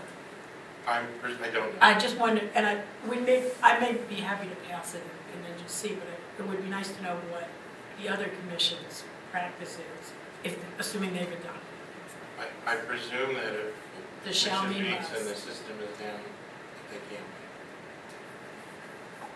That's Yeah. a But presumption. isn't the idea just to have a record of the meeting, and we have a record of the meeting if it's an audio recording, the way Right. that we've been doing forever? Right. If televising is an advantage, a desirable thing to do, then great, but have we met our legal obligation to be able to go forward? In the rare occasion it's not working. And this can be discussed often. So the real question is, are we imposing upon ourselves Exactly. an additional obligation Is this for authority? televising with Right. this? Is this authority to televise or an obligation to televise without which we cannot commit? I mean, the way it's worded is it's an obligation. Right, exactly. I agree. That's why I'm asking the question. I don't like the obligation. I don't know how Have other commissions commissions I- dealt with it by audio if the television's not working? I don't track this stuff, but you know, I've never heard of a police commission meeting, or I mean, David Pilpel probably knows best of a televised meeting not being televised because SFF TV is down. To address that point, there have been instances of technical difficulties. They have still been able to audio tape the meeting, and that meets their Brown Act and Sunshine requirements. There's no requirement that I'm aware of in the charter or elsewhere for televising meetings. So if you impose that burden on yourself, then it's up to you to follow or not follow. The only other thing I can point out is in the instance of the Board of Appeals, since we're in the Big 416 here, they decided some years ago to use DVDs of their meetings as a record of the proceedings in lieu of having a court, in lieu of having a court reporter. So it was a record for some purposes, and which included the caption notes and those sorts of things. I'll speak in a moment on the merits of the thing, but I think in terms of the obligation, it's just on you, whatever you choose to do. Does that help you? Yeah. There you go. I mean, do we even need Section 8? No. I mean, why not just not have it? We can televise when we... We'll move to place it. We'll Yes. just do it and we'll do it. There is legislation pending at the Board of Supervisors that would make an ordinance requiring the Ethics Commission to be televised. Oh, that's right. Right. Then adopt a provision that says the commission plans to televise, but not requires us to televise. If they want to require us to, they can.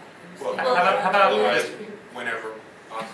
Or Yeah. how about if we say something about, to address that point, in the event the equipment is not working, we will audio,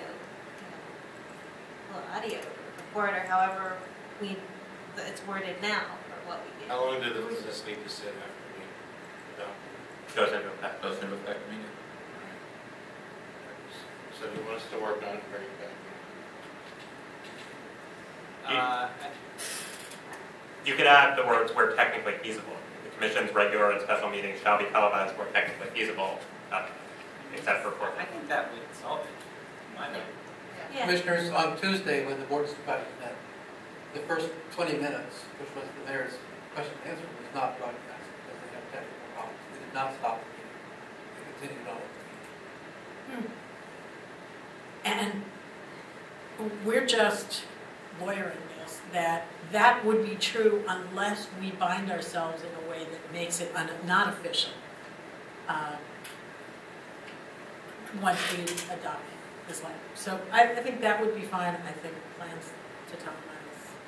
I think if it's on their minds, I would rather be on record now that we have moved our meeting date and location so that we can televise, and that is what we intend to do. That's exactly my sentiment as well. I would hate for the wrong message to get sent back to the board. Right. Any further comments from the commissioners? Public comment? David Pilfell on the Department of Wrong Messages. I continue to be opposed to televising meetings regularly. I think it's a bad idea. I think we should televise special hearings where warranted.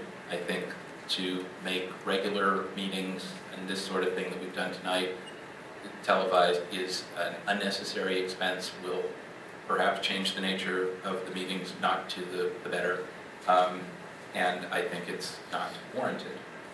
However, if you choose to make some of these changes, I also have a regular commitment on the fourth Monday at 7, so I would be limited in my participation, which I'm sure will please some of you. But whatever. On the third line, this language about the closest practicable day, I think that that's problematic because it does not give certainty as to when the regular meeting would be held, so I would suggest ending that at holiday, period, and in the event that the fourth Monday falls on a city-recognized holiday, that you would presumably cancel and reschedule. To suggest that the closest practicable day, whatever that is, would become a regular meeting in lieu of that holiday day is uncertain and problematic.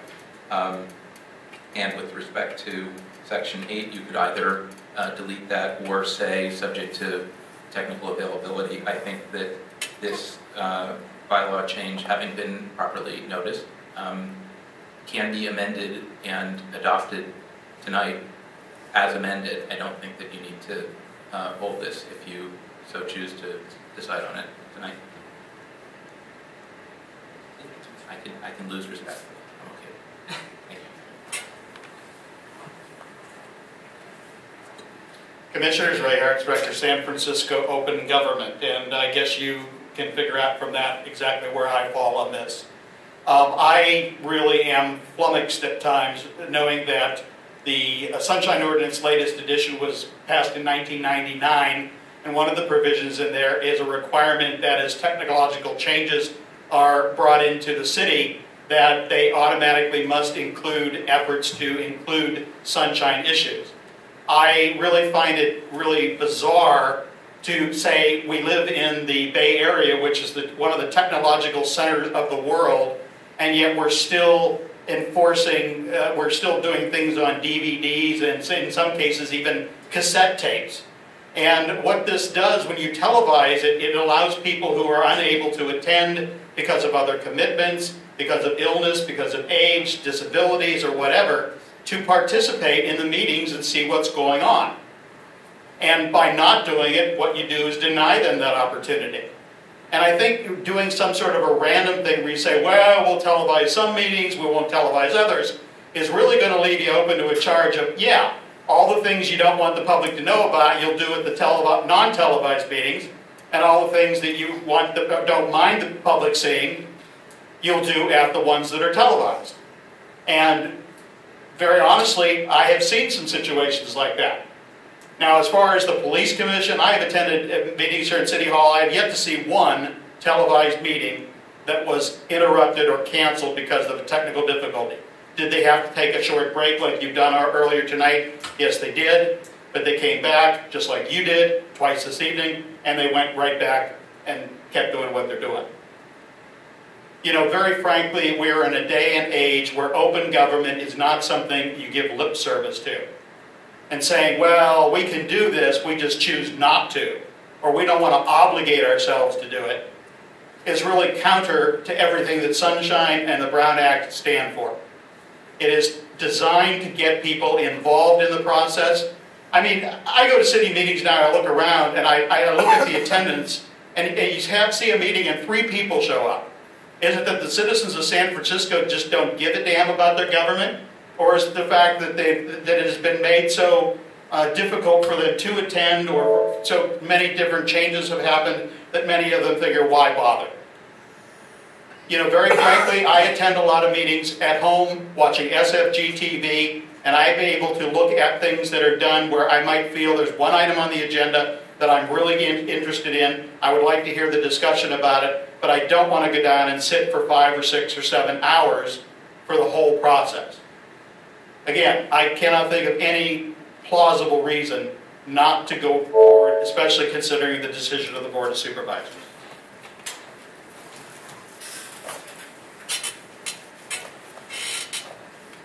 Larry Bush.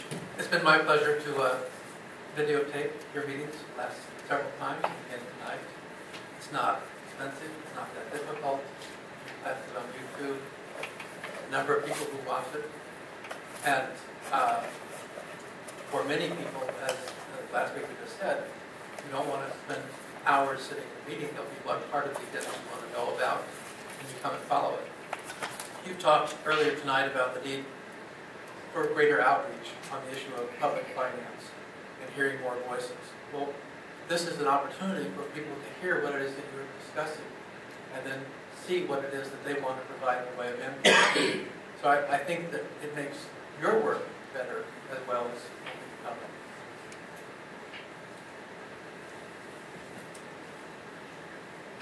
Is there a motion with respect to So moved. agenda items? Okay, just so it's clear, we're moving to adopt the proposal, except we're adding where technically feasible after the word televised in section I would just, could we clarify that this will take effect in January? Yes. Okay, so That's the motion. okay, so is that okay to modify the motion that way? Yes. Okay, is there a second? Second. All in favor? Aye. Aye. Opposed? Passes. Next item, minutes. Any comments from the commissioners on minutes? Public comment.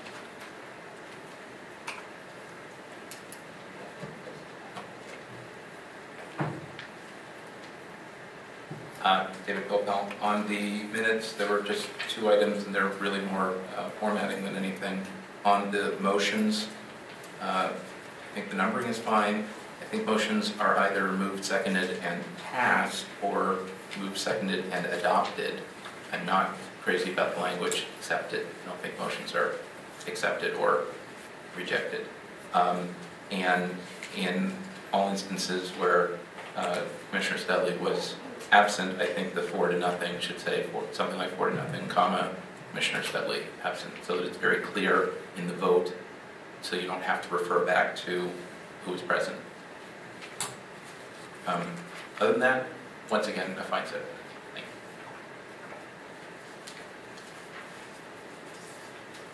Is there a motion to adopt the minutes? Second. All in favor? Aye. Aye. All opposed? Mr. St. Croix? I don't have any highlights on this. One thing I was going to caution you all, because I find myself doing it, is we're moving to the 4th Monday of the month. not the last Monday of the month. Because, and I find myself saying that, I'm trying not to. It's not the last Monday of the month because the fourth Monday is not always the last Monday. So just a cautionary note, that's it. Thank you. Public comment? Yeah. Public comment? This is on the director's report? Yes. Okay. I guess the AC goes off at 10 o'clock. So since you have made that change with respect to the regular meetings starting in January, and since that was referenced in the director's report, perhaps you would authorize a letter to be sent to the board so that you might, what's the word? Preempt the campus legislation. I think it would be troublesome for the board to start requiring televising of meetings or otherwise micromanaging how commissions, particularly commissions that are appointed by diverse appointing authorities, how they do their business. So if you could send some sort of formal communication that you've made that change, that might help both in the narrow and in the broad. And then thinking over the next 3 weeks or so towards the election, to the extent that there are announcements, I understand that they will be posted on the website of expenditure ceiling changes and whatnot. If there are policy things that come up that require a special meeting, I hope you would consider that, but that you would have a more extensive report at your next meeting about what happened in the waning days, because I can well imagine that there could be all kinds of craziness, and to at least capture that in the director's report about activities that staff will be doing in response to those actions would be helpful. Thank you.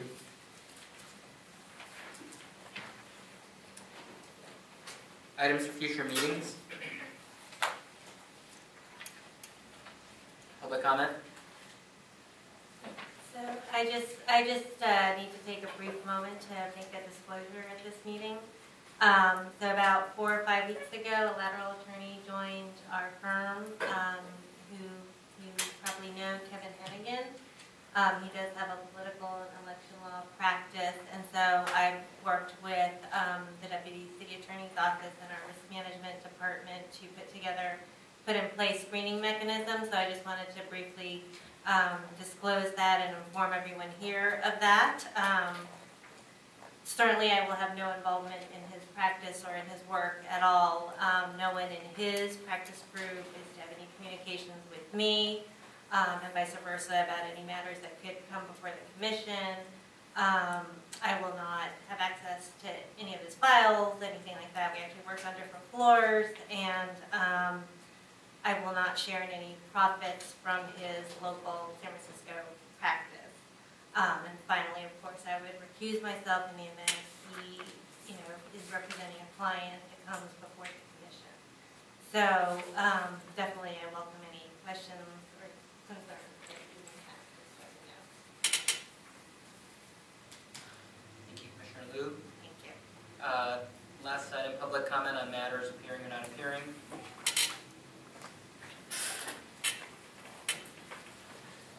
Larry Bush, I just want to recommend that at your next meeting or a meeting to be held soon, that you do take up the issue of electronic filing of contractor reports.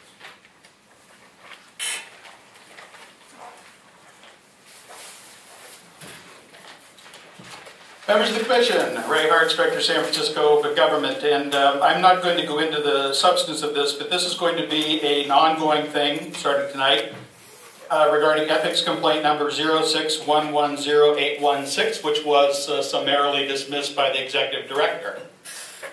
I really talked to Mr. Chatfield briefly about this. He was the investigator in this case. And he basically just told me if I had a problem with the decision that I should come and talk to you. I'm taking his advice in doing that. I also had a conversation with Mr. St. Croix that lasted 15-20 minutes. It was pretty thorough, and he said, well, there were some things he needed to check with the Deputy City Attorney. And I jokingly at the end said, well, so when should I expect to hear from you? In a month, 2 months? He said, oh no, 2-3 days, and I have yet to hear from him. Now I'd like to go back to the civil grand jury report. Sunshine hears probably between 100 and 150 cases a year. And during the time of the civil grand jury review, they were sending you about 3 cases a year out of that load. And basically every single one of those, and now another one, were dismissed by the staff. Now, let me ask you a question. Out of the hundreds of complaints that were brought during that time frame, every single citizen got it wrong. Out of the few that the Sunshine Task Force found in favor of the complainant and sent it to you for action, they got it wrong every single time? Doesn't that kind of stretch credibility? That the Sunshine Task Force, which under the law is the body that is there to determine what the Sunshine Ordinance means and to advise city agencies and bodies on its implementation, and you are saying that your investigators, working on their own, have found a reason to dismiss every single instance where the Sunshine Task Force found a violation. So in other words, everybody's wrong except your staff. They're the only ones that seem to get it right. Even though I've heard from this body, oh, well, we can't enforce the Sunshine Ordinance because we don't have the authority. And yet you give the authority to your staff to dismiss the complaints. I think that's an abrogation of your responsibilities. And I think it is a violation of your oaths of office to protect and defend that Constitution we were talking about earlier this evening. Both the state Constitution and the federal Constitution. And I think you're going to have a hard time once we start televising these things to have the public come to any other conclusion of the fact that you have just completely abrogated any responsibility under the sunshine. It's what civil grand jury said, and they were right. Is there a motion to adjourn the meeting? Second. All in favor? Aye. Aye.